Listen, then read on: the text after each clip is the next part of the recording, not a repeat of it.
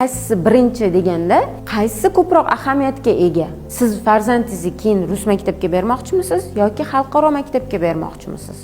Agar rus maktabga bermoqchi bo'lsangiz, hozir farzandingiz o'qishni bilib, uncha-muncha matematikani bilib chiqmaydigan bo'lsa maktabga, o'sha programmadan qolib ketadi. Programma nereal darajada qiyin, bilmayman u kimlarga yozilgan. Faqat olim bolachalarga yozilgan bo'lsa kerak. Super qiyin. O'ta darajada qiyin. Programma iloji yo'q, mana shu 5-6 yoshdan o'qishlarini konkretni qilib chiqazmasak, qolib ketadi bola. Endi birinchi sinfda qolib ketgandan keyin o'sha keyingi sinflardan qolib ketaveradi-da. Deylik xalqaro maktabga bermoqchi bo'lsa, unda o'sha masalan angliskisiga ko'proq fokus qilish kerak bo'ladi. Qaysi darajada o'rgatmoqchisiz? Shunchaki razgovorniy kerakmi?